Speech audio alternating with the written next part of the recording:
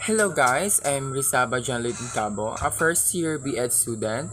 So we're tasked to make a video in Elec 1, Gender and Society. So this is PVE 3. Make a video of yourself explaining this following question. First question, what are the differences between gender equality and gender equity? So gender equity, it is treating people a certain way dependent on their gender, but not necessarily equally. For example, women generally need things to deal with during regular period, something that something that men do not need. Gender equality, strictly speaking, would mean either providing men with sanitary product as well or not providing them for women. Gender equity allows us to adjust treatment based on individual needs while still giving everyone the same treatment overall. And then gender equality, it is treating people equally in all cases based on their gender.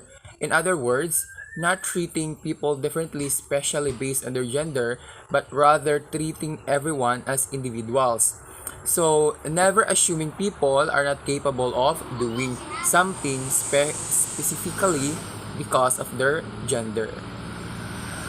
And the second question, why is it necessary to know the differences of transgender to transsexual? Okay, it is because transgender is used by younger people and younger publications, and transsexual is used by older people and older publications. Transgender was intended to replace transsexual. It is for the most part has succeeded. It's still polite to refer to people using the word they prefer. Of course. It is someone says they're transsexual, use that word. The same goes vice versa. So don't call me transsexual when I prefer to use transgender. Any definition involving surgery, medical transition, whatever, those are essentially retcons of the word to try to keep it in relevance. Sometimes it's used maliciously. True, transsexuals use the word to separate and belittle.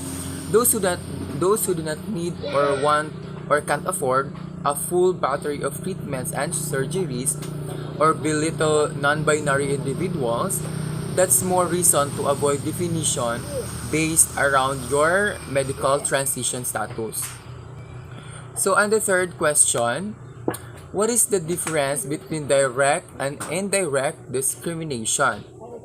Okay, for me, in my own opinion, because all opinion matters, direct discrimination occurs when an individual is personally discriminated against due to a protected characteristic such as sex, sexual orientation, religion, race, or disability. An example might be if a person is not selected for a job because they are over a certain age or pregnant. So if you are pregnant or over a certain age and they have they have a age limit, then it is a direct discrimination. So while indirect discrimination occurs when a policy or rule affects a wider group of people. Example are all employees, but some people are more unfairly affected than others. An example of indirect discrimination might be whereby a job advert discriminates directly on age because it asks for people with 10 years of experience rather than focusing on their skills and qualifications. Okay, by doing this, the business could be discriminating indirectly based on the based on age. This is because the job advert excludes young people who might still have the skills and qualification that they are needed. So, that would be all for today's video for the PVE3. Thank you so much. God bless.